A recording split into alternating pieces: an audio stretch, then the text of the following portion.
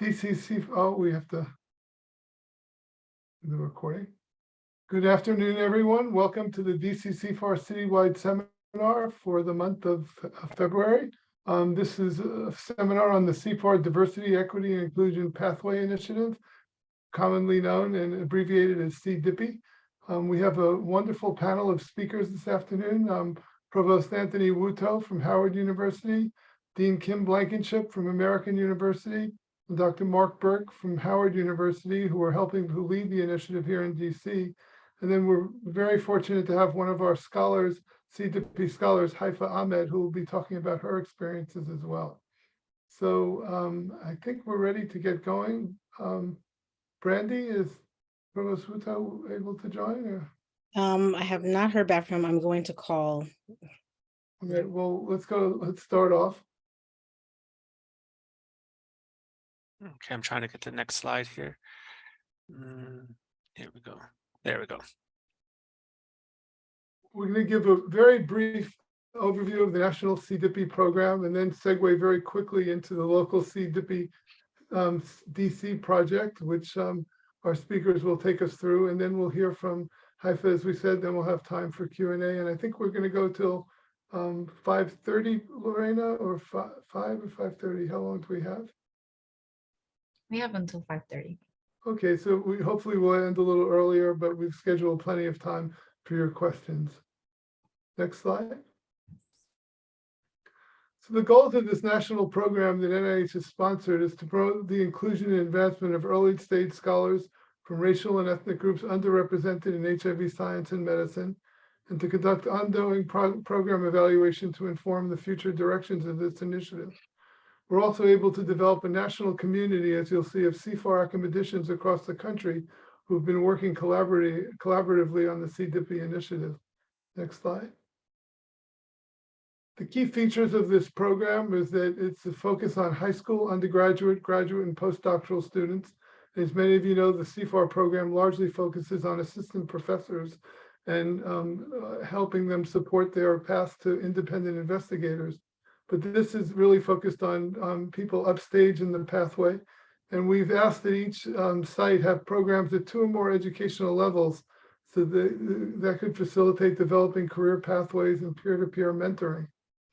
Another key feature of this program is that CFARs were asked to partner with historically Black colleges and universities, known as HBCUs or other minority serving institutions, MSIs. And of course, in DC, we have the honor of having Howard University as our founding, one of our founding members. And so Provost Wuto is the contact MPI in this initiative.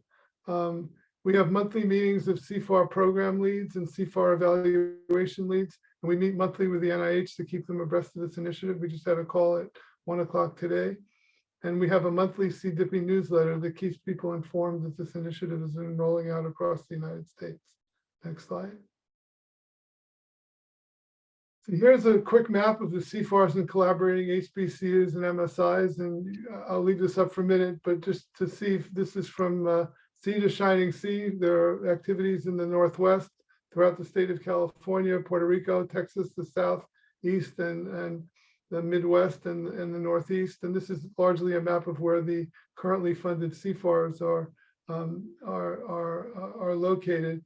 And you can see on the right, there's a list of the CFAR, the 17 now of 19 participating CFARs, as well as the various HBCUs and MSIs that they collaborate with. So it's a very large initiative. We now have 17 CFARs and over 20 partnering institutions. Next slide. So progress to date, these programs have been launched at the high school level, a couple at the post-bac level, undergraduate, graduate, and postdoctoral levels. There are many different approaches that the CFARs have taken. There are seminars, intensive multi-day workshops, summer residential programs, and mentored research internship opportunities in lab, fieldwork, and public health department settings. So each CFAR was given the freedom to develop programs based on their own strengths and contexts. And I think I already told you about the map of where people are located. There's site-specific and cross-site evaluation efforts going on across all sites. And we have a couple of manuscripts and a journal supplement that we've been working on to publicize and and disseminate information about this important initiative. Next slide.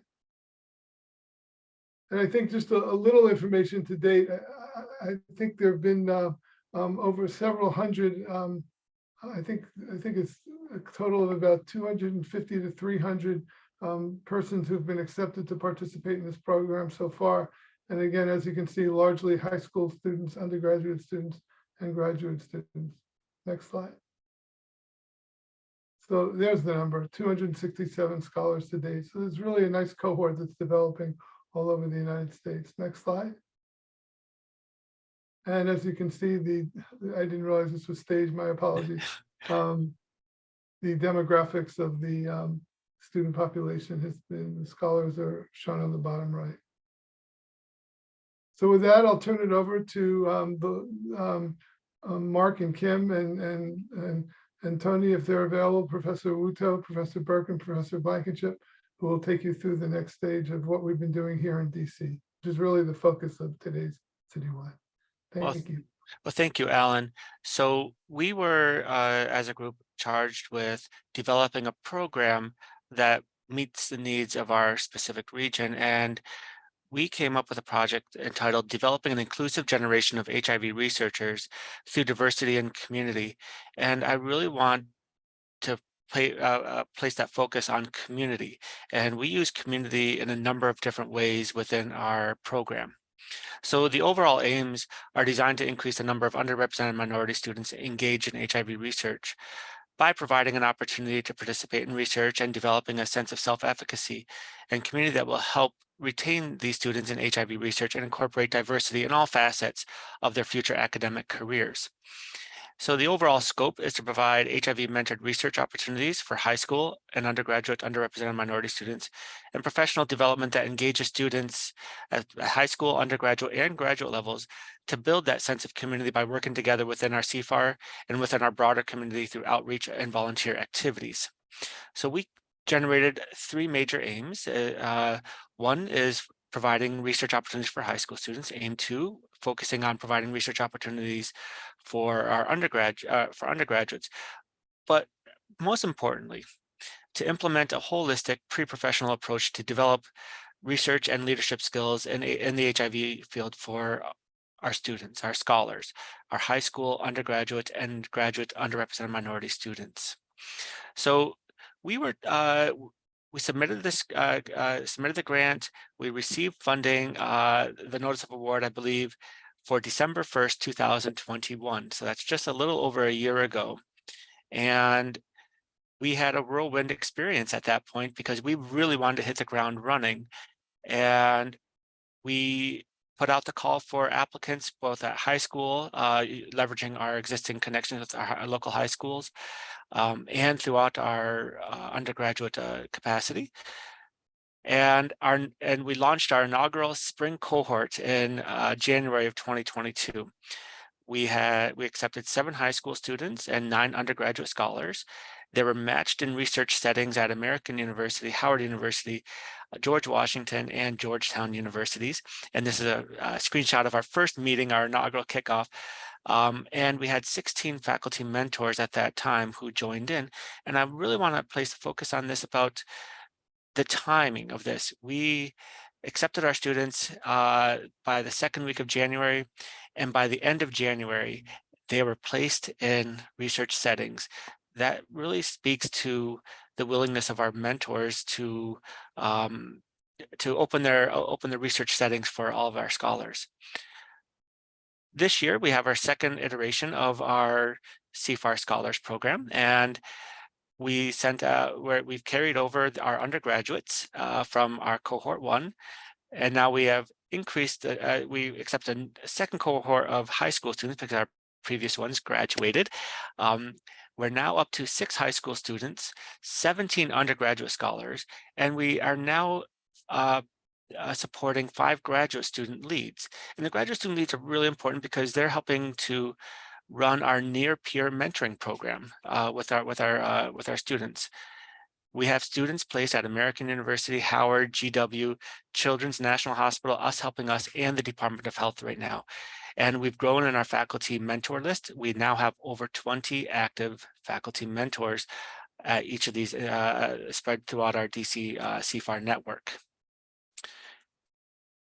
We have I meet with in addition to being placed in research settings, we have weekly meetings on Fridays. We call them our CDEIPI Fridays at 4:30. So the high school students are done with their classwork at that point.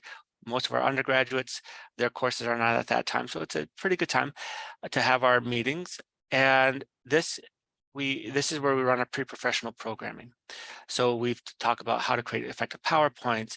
We talk about searching for scholarships and applying for scholarships, and identifying and applying for graduate fellowships. And we look at things like the Ford Fellowships model.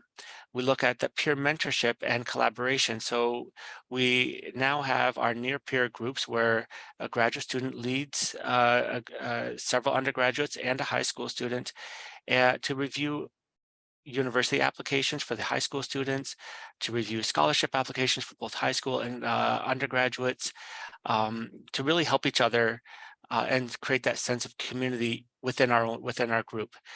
We also provide network opportunities within our own CFAR and between the CDEIPI networks.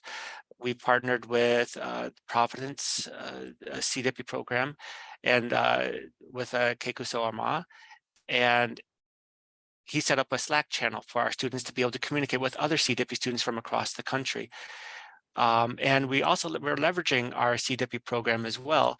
And to take advantage of the network, we're using the CDEIPI website to look up different faculty members, look up the different types of HIV research that's going on at our CDEIPI partners, looking up grant funding. So we've looked up an NIH reporter for the different institutions to see what PIs are available to accept students for prospective graduate students, or even prospective postdoc students as well for our graduate students.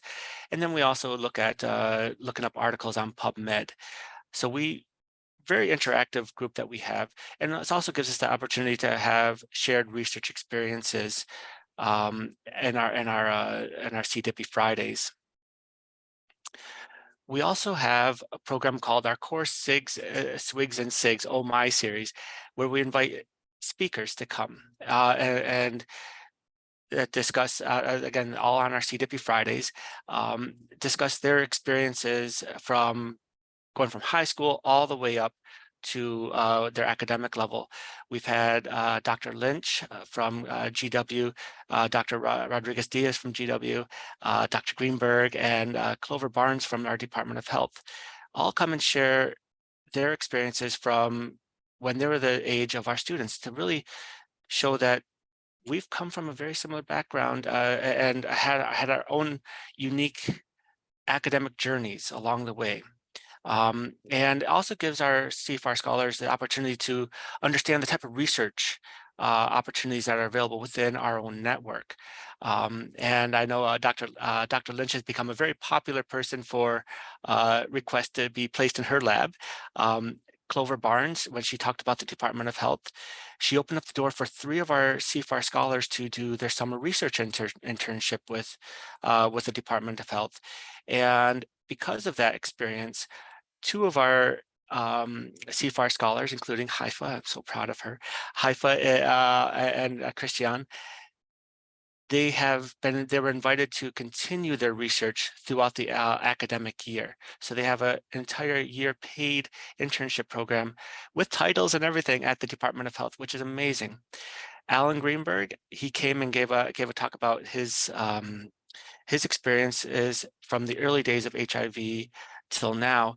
And Alan, you don't realize this, but right at the end of your presentation, I was texting Brandy, and the text said, Alan, wow, ...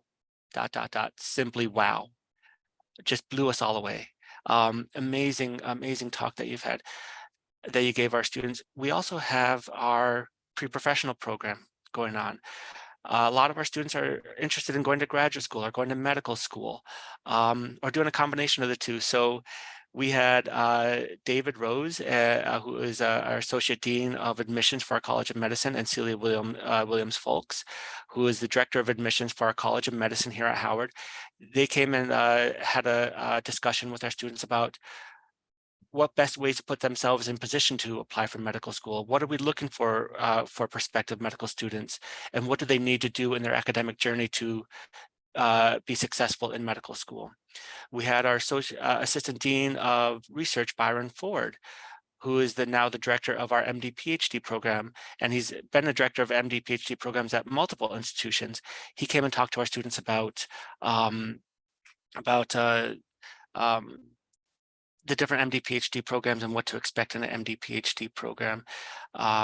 In a couple of weeks, we're having Dana Williams, Dana Williams from Howard University, who is the Dean of Graduate School at Howard, to come and talk about applying for graduate school. Next, this week, actually, we have Ronald Smith, who is the director of Howard University's Karsh undergraduate program, coming to talk about applying for scholarships and what best practices for interviews. He's going to be talking to our students about that. And then we had Clive Callender. He is a renowned surgeon. He from Howard University. He was the one who initiated the minority transplant donor list back in the 60s and 70s. Just an amazing individual. He came to talk to our scholars about leadership and overcoming obstacles in one's life to reach their goals. So again, we have had a really robust group of speakers, and now we're going to be introducing our graduate students to give their academic journey up to why they chose to go to graduate school. Did they take a gap year? Did they not take a gap year? And what are the benefits of taking a gap year, and how to best position themselves for graduate fellowships as well. So in a couple of weeks, we're having Justina Flores give his story about that. So really robust set of speakers on our CDEIPI Fridays. And community engagement has been at the center of our program. So volunteering within the community, we recognize that as an essential enrichment of a student learning process. CFAR scholars, we designed this program for them to have firsthand experiences working with the HIV community that can shape their future academic research careers. This will provide a greater sense of community with our CFAR, and will be a key factor in our students' overall engagement with HIV research, recruitment, and retention. And amongst all the speakers that we've had, our very first two speakers, right at the beginning of the program, right after our inaugural kickoff, we had George Kerr and Susan Shepard come and talk to our CFAR scholars about the HIV community, the community organizations, and how to get involved. We've had our students, our scholars, participate with in various activities, including 1/10 Health. This past week, we're honored to have Khadija Abdullah and Kenneth Stallings from the Children's National Hospital come and talk to our scholars about the near-peer educational outreach program that they have at the Children's Hospital. And it looks like our scholars are going to help participate in that program as well. So really excited about that. And one of the programs that our scholars have developed on their own is a mental health program called Of Course It's All in Your Head, honest conversations about mental health. And this came from a conversation that from when somebody said, well, I'm feeling depressed or I have anxiety, and it's easy for somebody to pass it off, oh yeah, it's just in your head. Their idea is, yeah, of course it's in our head. That's where our brain is. It's a living organ. And yes, when we have, so these things are real. Mental illness is real. We need to destigmatize it and talk about it.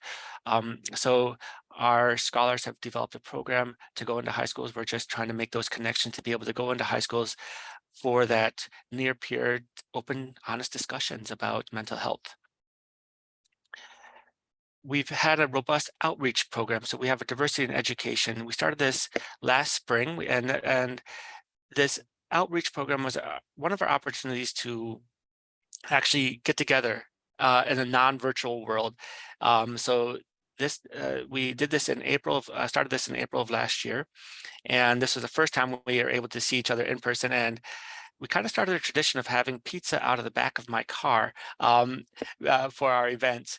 And one of the things that we did is that we asked the elementary school if we could have the children draw a picture of what they thought a scientist looks like before, which you see on the left-hand panel there, and after our visit, what they thought a scientist looks like afterwards.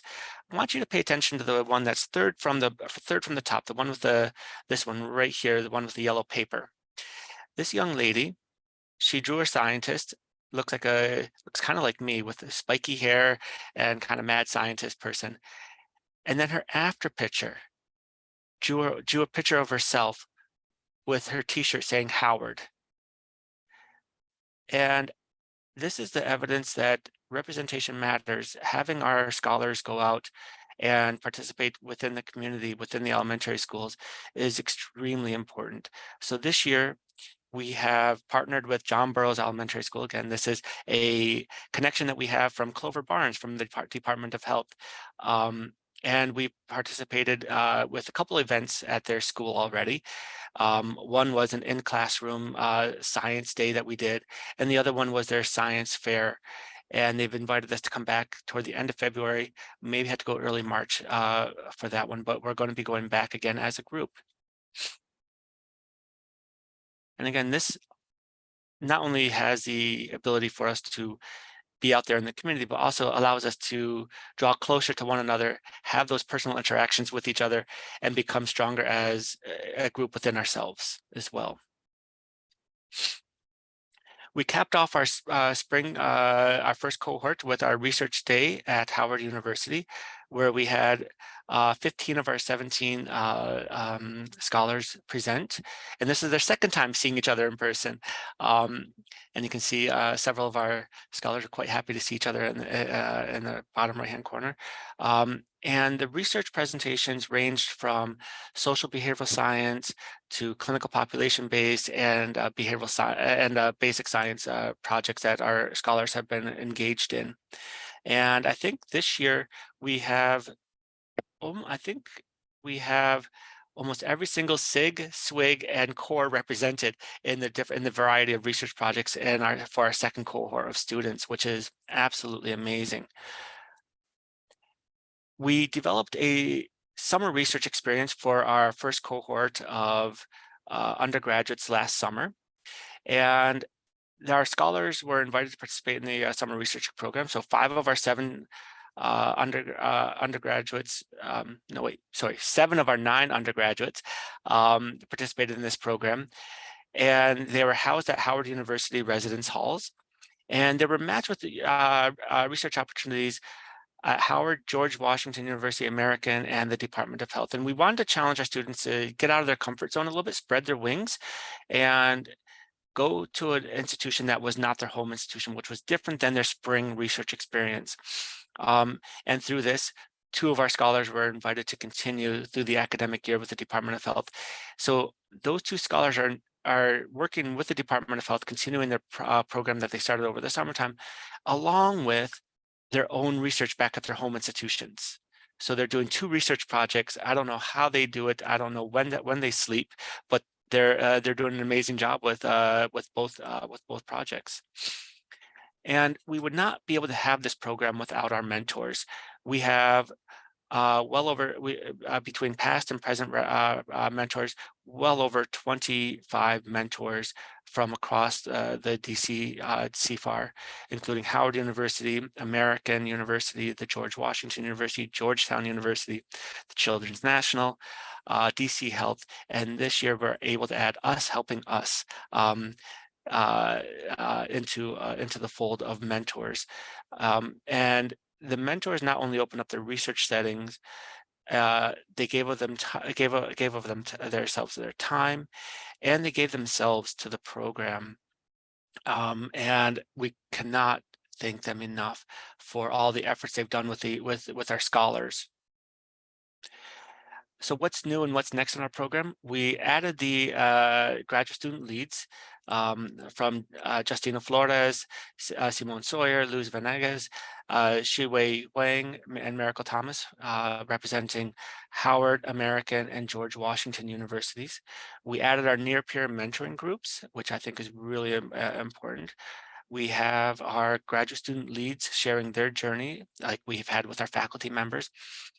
We're going to continue developing ways to come together as a community, within ourselves as a community, within our CFAR community, within our DC community, and with the CDEIPI program as a whole. And we were exploring sustainability of the program. With that, I'm going to hand it over to Dr. Blankenship. Okay, thank you, Mark.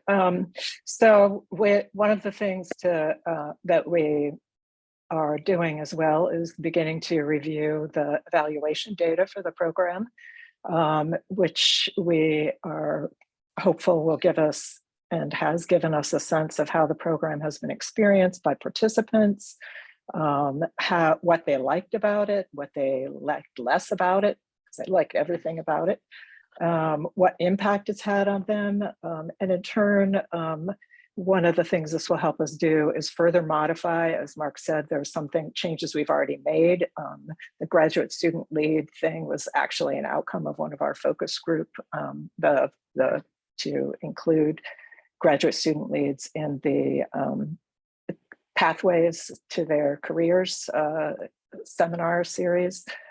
So that's already been something that an adjustment we've made as a result of our program evaluation. So at this point, and the other really important thing for us in terms of evaluating the program is so that we can advocate for continuing the program, enhancing it and continuing it into the future with advocate for that with NIH. So we've done it. There's a extensive evaluation program that's going on, a process that's going on and run by the central team.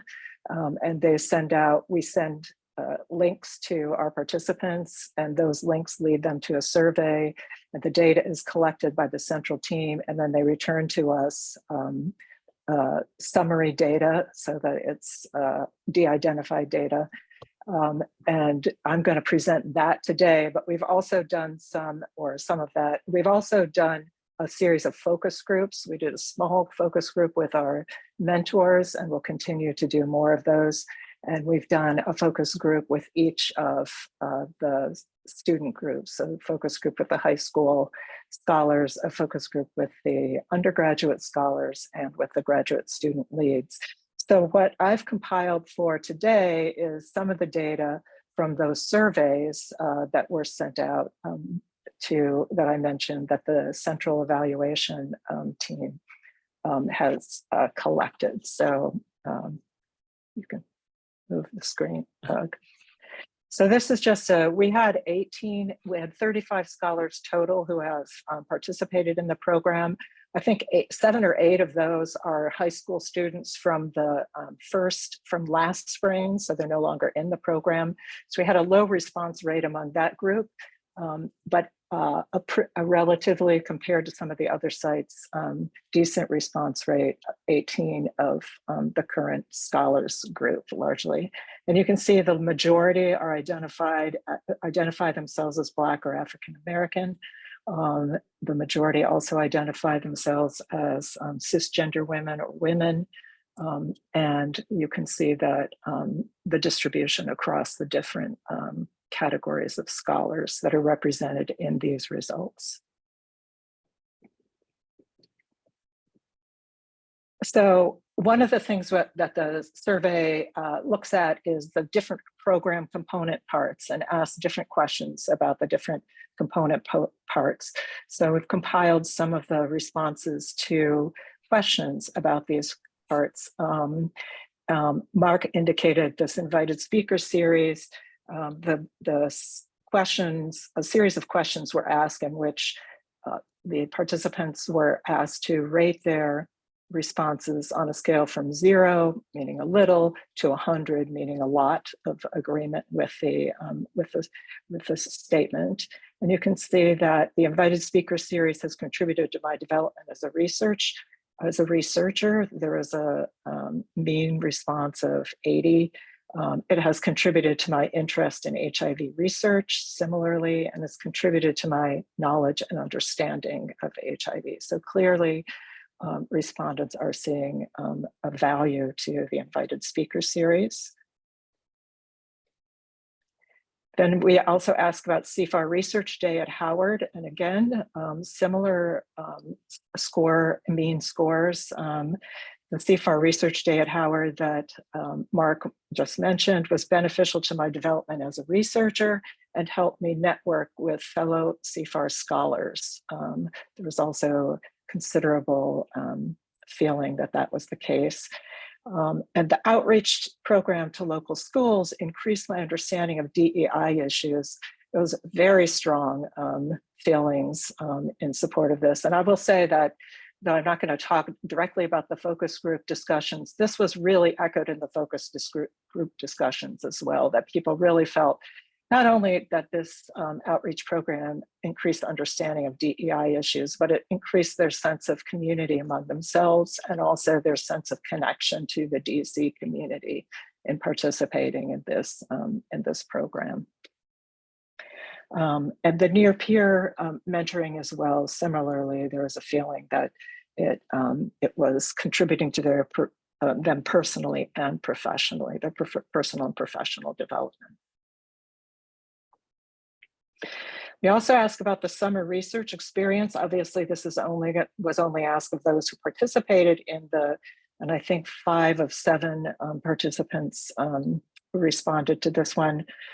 They helped me bond with my fellow scholars. Got 100 from everybody on the scale, and gave me a glimpse or allowed me to share the HBCU experience similarly. And again, this was something that was echoed in the focus group discussions as well, that this was a great experience and they would recommend it to their fellow students. Also really positively reviewed was as Mark said, the summer research experience asked students to go to a different research setting at a different university. And there was agreement that this expanded their research expertise as well as their professional network. There was a real strong feeling, again, that this was a really beneficial part of the program. A little less excitement about the amount of the summer research program stipend. I think there was general feeling that the stipend could have been not just for the summer research program, but for the program as a whole, not only a little higher, but also a little hastier in receiving, although it's gotten better. And this is definitely some feedback that NIH is getting from most of the programs. I would recommend the summer program. As I said, highly, everybody agreed that yes, a lot. Everybody who responded, that this was highly valuable. In terms of mentorship, we asked students here, there was a different scale: disagree, neutral, agree, or strongly agree. The question was asked, I'm satisfied with the mentorship provided by the program director, which would be Mark. And there was 100% of respondents agreed or strongly agreed that they were satisfied. In terms of satisfied with mentorship, the other forms of mentorship with their working in the labs, research support from their mentors, there were a few who indicated they were neutral about that, but the vast majority, over 75%, felt that they agreed or strongly agreed that they had received, they were satisfied with the mentorship. Similarly, there was this feeling by the vast majority that mentors put considerable effort into establishing a professional relationship with the scholars. And that for the most part, a little less, but for the most part, almost 3/4 or a little more than that, agreed that mentors were accessible when they were needed, when the scholars indicated they needed assistance or advice, their mentors were accessible to them. And then, of course, as Mark indicated at the beginning, we're this program is meant to provide certain sets of skills and benefits for the scholars. So we asked them about those skills and benefits that they received. Among the respondents, half indicated that as a result of the program, they had applied for fellowships or scholarships. And of those, over half had actually said that they received at least a fellowship or a scholarship. About 25% indicated that they had given presentations at someplace else besides, related to their CFAR work, at someplace else besides a CFAR Scholar event. Over 3/4 have discussed publication with their mentor, discussed publication of their research with their mentor, although at this point, nobody has actually published. In terms of other benefits, there was also a feeling, these, again, a somewhat different scale, but a feeling that they, as a result of the program, they had received clarification of their career path. About 2/3 said much or extensive had contributed to that clarification. Similarly, even more that had contributed, the participation had contributed to understanding of research, the research process, as well to their ability to integrate theory and practice, their ability to understand primary literature, and their skills in giving effective oral presentation. All of these were in the 2/3 to 3/4 range of much or extensive experience in this regard. And then finally, one of the purposes of this program is to increase the number of underrepresented minority students who are interested in a future career in HIV, or HIV-related work. And you can see here that there's a high rate of response, positive response, that it has had an impact to the program on their future career plans. And similarly,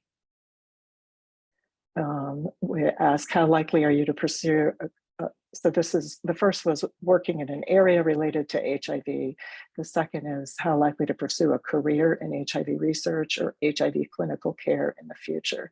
And again, there is considerable response. This response is considerably, yes, this has impacted my future career plans. I think that might be it. I think that's it. So I'll stop sharing for a moment. Thank you, Kim. Escape here. So I'd like to introduce our Provost Wuto. He is the national program lead and our local CDEIPI lead. Welcome, Provost Wuto.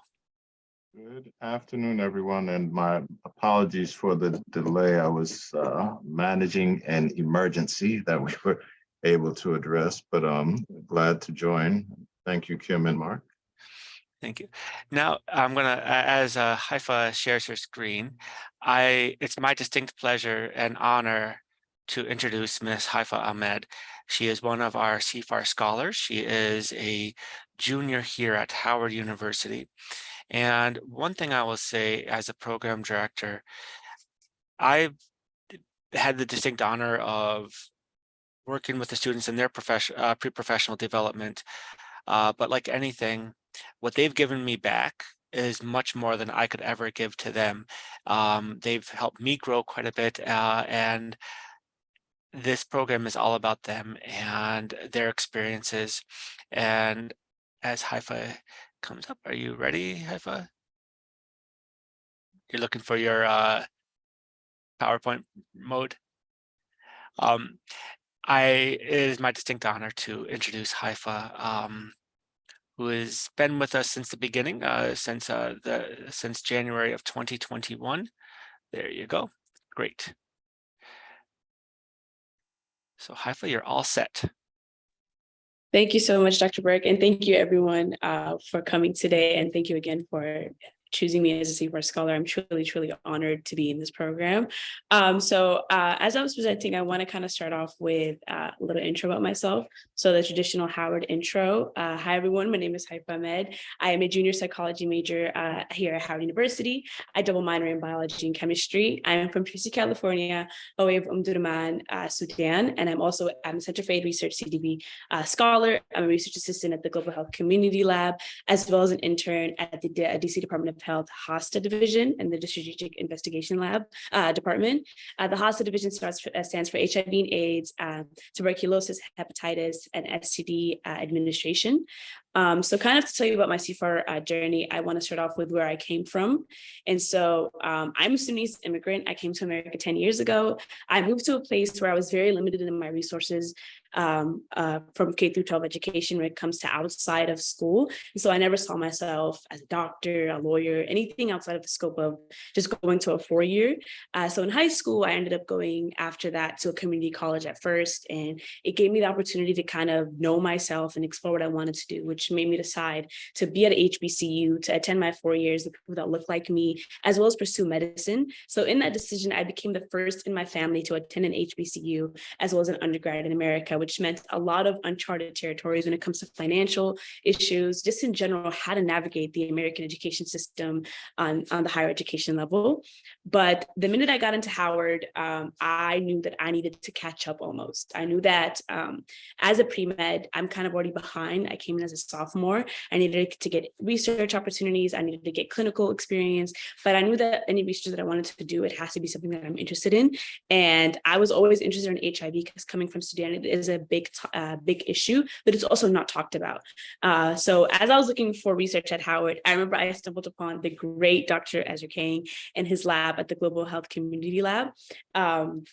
And I remember I booked an office hour with him just to talk to him about his lab and kind of me wanting to join. And I never forget, I was like, hey, I want to research trauma. And he was like, well, what kind of trauma do you want to research? And he really, within that 30-minute, that later became an hour office hour talk, he made me question my own intentions. Is what do I want to research? What does it look like? And, I have to kind of tell a story of whatever I research. And to this day, it's always about telling a story of what you're researching. And so at the end of the call, he told me that, the lab starts recruiting and accepting people within the start of the fall semester. So I would have to have waited till next year.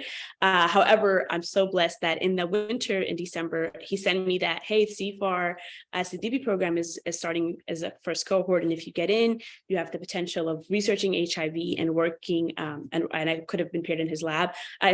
So I jumped into the opportunity. I remember the first thing that I was kind of scared of is I don't have much to show for. My resume is not that packed at the time. And I didn't have that many letters of recommendation to ask for because I just came to Howard. And also kind of, I remember the struggle to send in my official transcript. I couldn't afford to pay for an official one. So I emailed Dr. Burke at the time and I was like, hey, I kind of don't have an official transcript right now, but I can send you my unofficial one. And he was so kind to let me just send in my unofficial one. And, I just took on the challenge of applying for this program. And I remember when I got in, I was ecstatic. I was yelling. I was like, I got in. I get to do research. I get to volunteer in the DC community and connect with fellow CFAR scholars. And I took this program head on and I was so ready for it. And I will never forget those weekly Friday meetings last year in the spring semester helped me truly look at the different sides of HIV from the government, physician, advocates, and also to the research level, that it's a multifaceted disease. It doesn't just stop in the healthcare field. It goes beyond that.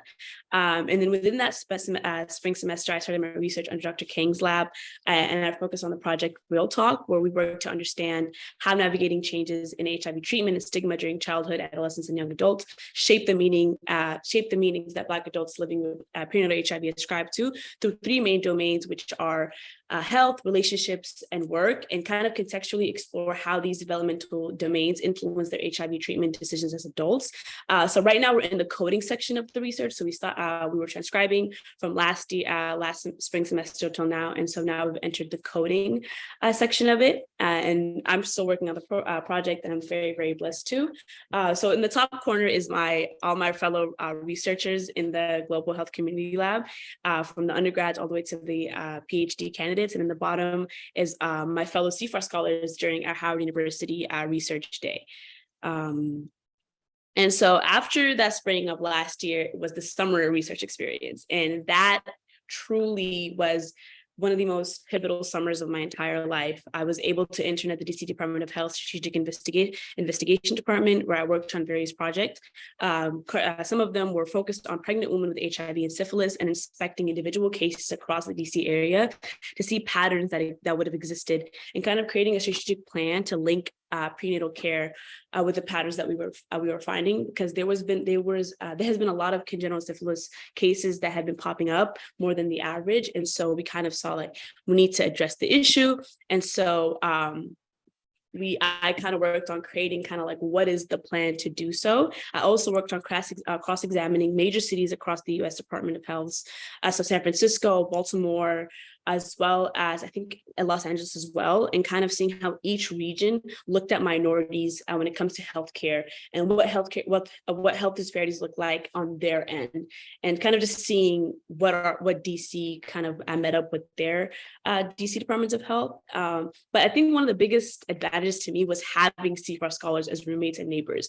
I remember every time we were done with our research, every night we would come together and we would just bond over our shared experiences of being a minority in the healthcare field and in the research field. And it truly gave me my voice as an undergrad in research. I'm truly so thankful to call them fellow CFAR scholars and as well fellow friends. To this day, we help each other with internships.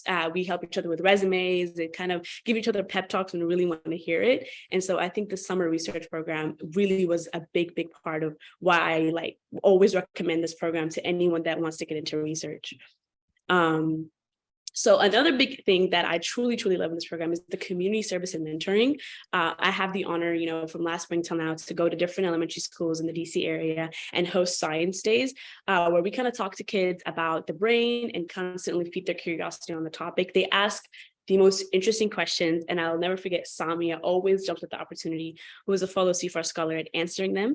And we also kind of ask them, hey, what does a scientist look like to you? And then telling them like, you can also be a scientist. I'll never forget one time in John Burroughs Elementary, we have this challenge of asking them, hey, like, who's smarter? Who's smarter? Who has more neurons, girls or boys? And I'll never forget this girl, she pointed at me, she said, this girl is smart. And I was like, why? And she said, well, you're wearing a Howard University jacket. And that was, to me, why we need to be there, showing them that someone that looks like you can be a scientist and can take on this role of science and STEM in general. We also hope to get into the high school programs as well, and volunteering, talking to them about more serious topics like mental health, vaping, and just topics that are relevant to them and their age. And so hopefully we kind of kick that off this semester with the one that I'm working on is mental health. It's all in your head, because I hope to tackle the topic in my family, and I want to talk to high schoolers about it as well. Another thing is the mentorship program. I have the great honor of mentoring a fellow CFAR high schooler her name is Adriana Morton. She is amazing. Getting to work with her and seeing high schoolers, almost kind of like I get to see a snapshot of myself and seeing how curious she is of the undergraduate world in 4-year schools. I help her with her essays and her applying to schools, and I just give her pep talks, and just that near peer mentorship has truly made me a better researcher and a better mentor. There you go. So after the research and the summer program, I was offered a 1-year internship position, and I'm so blessed to have that. So I'm currently working at the DC Department of Health, where I basically do what I did in the summer, but I kind of expanded upon that. So now I do data cleanup for Hep C and Hep B cases in the DC area. I look more at the public health aspect more in depth, and it's giving me the insight that, hey, if I want to do research in HIV, I also need to be a physician and a researcher, as well as a public health advocate. So I'm also Because of this program, I'm looking into pursuing a MPH as well, because I think public health and physician and research, the three components mesh perfectly. I also continuing my research at Dr. King's lab, where I recently submitted a abstract to the APA labeled Camp Hope, a protective bubble from the world's thorn, where we investigate the long-term effects of pediatric medical camps on adults with HIV, perinatal HIV. And I've also been recently given the honor of being selected as the undergraduate representative for the psychology department natural division. So that has also been a great honor that I've been given by my fellow professors in the psychology department. And here's a picture of me with the great Dr. Ezra King, and also a fellow researcher in the Global Health Community Lab, Christine Kindler, who's a PhD candidate as well. So the lasting legacy of CFAR to me is it gave me my voice. I always tell this to anyone. I remember when the application came out for undergrads and I was telling my friends to apply, I'm like, this program will give you your voice. It changed the trajectory of my life. It truly gave me the tools to become an HIV researcher, a physician, and an advocate to every community that I'm going to find myself in. This program gave me my voice as a researcher, as a student, as a minority in the healthcare field, as an advocate for HIV and AIDS research and care, as well as a future physician researcher. I know because of this program, I will forever want to be an HIV, whether it's in research, whether it's as a physician, whether it's as a public policy. Wherever I find myself, I will advocate for these communities. And it is because of this program, I now have the tools and will continue to develop those tools. Again, thank you for this program. I truly, truly hope that it lasts for a lifetime. And yeah, thank you. Wow, powerful. Thank you, Haifa. Brandy, I'll pass it on to you now. Thanks, Mark. And thank you all for your presentations, Haifa. That was amazing. And thank you very much, Dr. Berg and Dr. Blankenship and Dr. Greenberg for your introduction. And again, Provost Wuto is on the call now, and he is a part of the local CDEIPI team, as well as on the National Coordinating Center. And so at this time, we can go ahead and turn it over to our audience for questions from our speakers. I do see a question in the chat, but I believe Julie had to leave. But I'm going to read it off now. We can discuss it, and we could also follow up with Julie. She did ask, said that wanted to know if there's longitudinal data about whether these scholars end up pursuing health professionals' careers and ultimately working in HIV research or clinically. Well, I can say, I mean, they're not really. We haven't had a chance yet, really, and the program is pretty new, so we don't really have anybody, but we will be able to see maybe by the end of this year some results like that to see, whether students have gone on to high school students, maybe that they've gone to major in science fields, and the undergraduates, some of them may be making decisions about medical school or graduate programs. So we should have some probably within the next 6 months, a little bit. And I should have mentioned, my name is Brandy Robinson, and I'm the DC CFAR Administrative Director. And I'm also work with Dr. Alan Greenberg and Provost Wuto on the National CDEIPI program. And I can answer a little bit more about that from the NIH perspective. They're definitely interested in longitudinal data.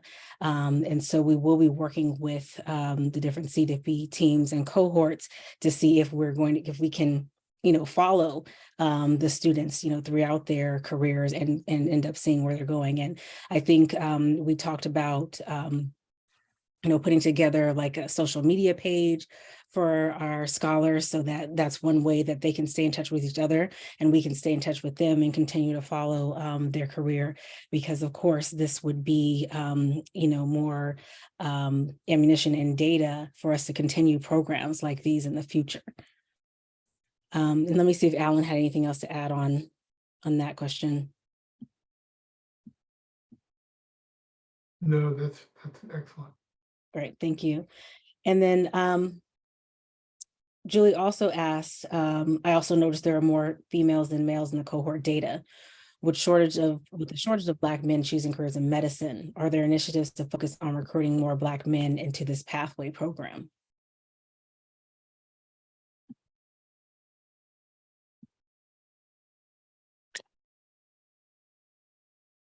Maybe I'll speak more generally regarding that we certainly have noticed a shortage of Black men, African American men going into medicine. I think the most recent data over the last maybe year or two has actually shown an increase.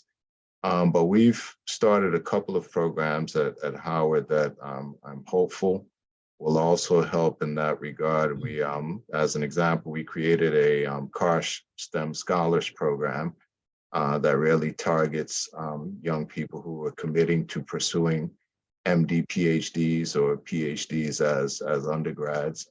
That's a relatively small cohort. There are about 30 students enrolled in that program each year. But we just graduated our second cohort of students who've gone on to Stanford, Penn, Harvard, Yale, and so we're hoping to find additional success in that program. One of the things that has been interesting in that program in particular is that there are about somewhere between 40 to 50% of the participants are actually Black men. So we're trying to figure out what we're doing well in that program, and hopefully we'll be able to replicate it in our other undergraduate programs as well.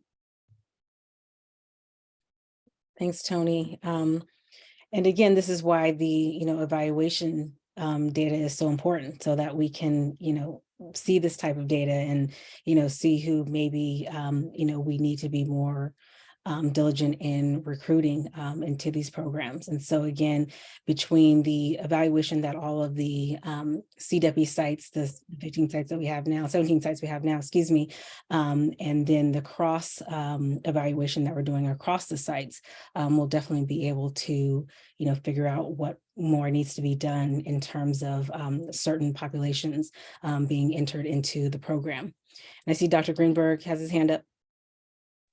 I want to say what everybody's thinking before the session. And Haifa, that was an inspirational and brilliant presentation. Thank you for your time, for your passion. That was just great.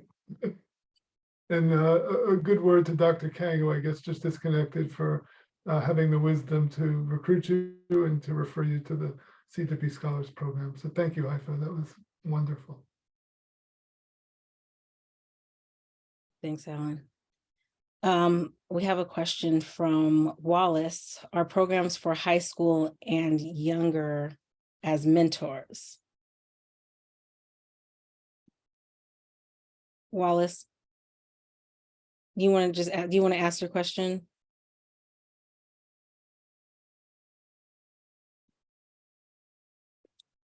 Wallace might be at work, so he might be occupied. Okay, so I can answer a little bit about that, about the high school mentor. So we have, we recruit from the local area high schools for rising seniors.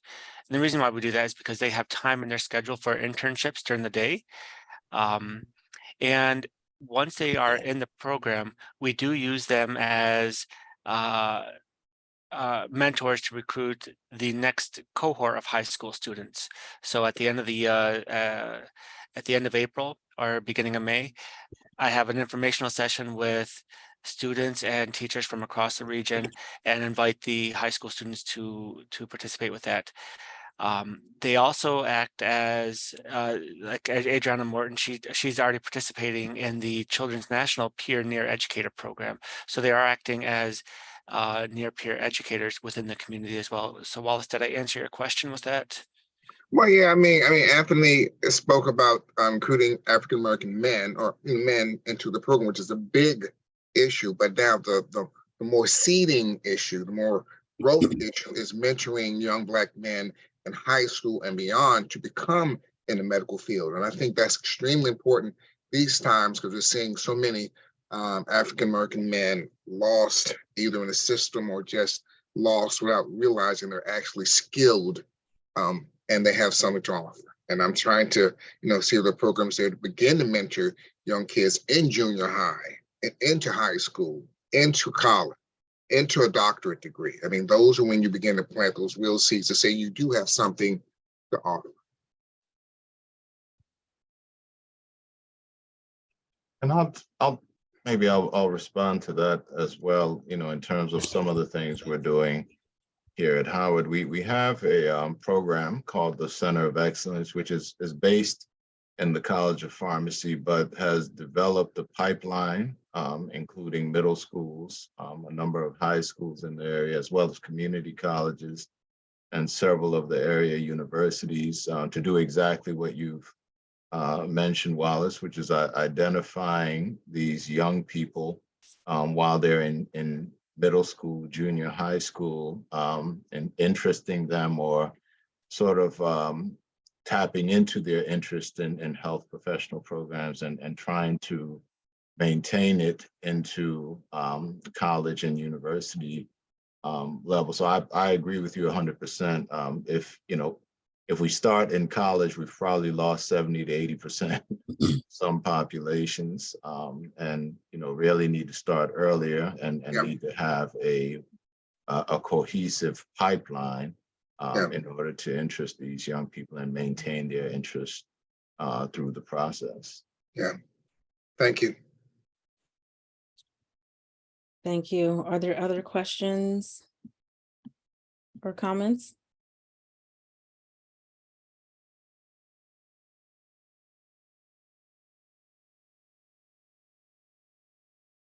Okay, well, let me check with our speakers to see if there was any last words before we adjourn. Thank all of our speakers. Go ahead. Go ahead, Haifa. Oh, I just kind of wanted to respond up from the discussion we just had about recruiting students from high school and junior high, especially focused on Black men and boys. I think it's really pivotal because to me, I went to community college. I went to high school where I was not seen as a researcher or as someone that can go to a 4-year. I think it is so important for us to go to the high school and middle school level and provide just underrepresented minorities. More specifically, I will wholeheartedly agree, Black men and Black boys and Black girls with research opportunities and starting from the initial phases of research and just in general, showing them that you can make it to a 4-year. You are not limited to your environment, because I, for the longest time, believed that. And so I really do think, I thank Dr. Anthony Muto and just everyone in this program and panel for creating that program, that opportunity for me. And I hope we can replicate that in the middle school and high school level and catching them before it's kind of too late. So that's kind of just my 2 cents on the issue. Well, I also think that it goes even to the teachers themselves, because one of the instances that we had at our first outreach program at the elementary school, when we had the kids draw their images, a little girl raised her hand and asked the teacher, "Is it okay for me to draw a girl scientist?" She didn't see herself as that. And the teacher was taken aback by that because he never thought that she didn't see herself as a scientist either. Thank you. And Kim or Tony, do you have any last comments? No, just wanted to say, I would love to have 1,000 clones of Haifa as well. But I think to her credit, that she, would probably be the first to say that she really just represents a number of young people who would equally excel if provided the opportunity and exposed to what we have to offer as academics and as researchers. So I want to just thank her again, and hope we can take her up on her comments as well, and identifying other high school and middle school young people who would love the opportunity. Thanks, Tony. Yeah, again, to echo, I think that, thank you, Haifa, you're so eloquent and enthusiastic. And I just want to say that, we picked Haifa because we know how great she is and what a great speaker, but she's not, but she's saying what the program, the focus group said so many similar things. They just reinforced the positive message, the sense of belonging, the enthusiasm. You know, I asked the question, what would we take if we had to take one thing away from the program? What would it be? And nobody could come up with it with anything. Everybody was like, everything about this program is important. It all works together. It all enhances each piece enhances the other. So that the eloquence and enthusiasm that Haifa expressed, similar feelings across both the undergraduate and the high school scholars. Thanks, Kim. I'll chime in. Haifa is amazing. And again, this is what energizes someone like me as a program director to have every single Friday session. The growth I have from them is amazing. The mentorship, the students sometimes feel as though that mentorship is a one-way street. It's actually bi-directional. And the growth I receive as a faculty mentor, as a program director, I think it pales in comparison to what I give to the students and what the other mentors give to the students. We just grow so much from you, and thank you for the opportunity to be part of your journey. Thanks, Mark. So I put in the chat the CDEIPI website that's housed on the DC CFAR website. So if you want to learn more about the DC CFAR local project and also the other CDEIPI sites around the country. And I think with that, I'll turn it over to CFAR Director, Dr. Alan Greenberg, for any last words. Thank you, Brandy. Now, just kudos to Mark and Kim and Provost Wuto for putting together such a thoughtful and comprehensive program for our scholars and for a great presentation today. And many thanks to Haifa again for your presentation, and to all our remaining audience who were kind enough to give their valuable time to call in today and learn more about this important initiative. So have a good evening, everyone, and thank you so much. Thanks, everyone. Thank you. Have a great day.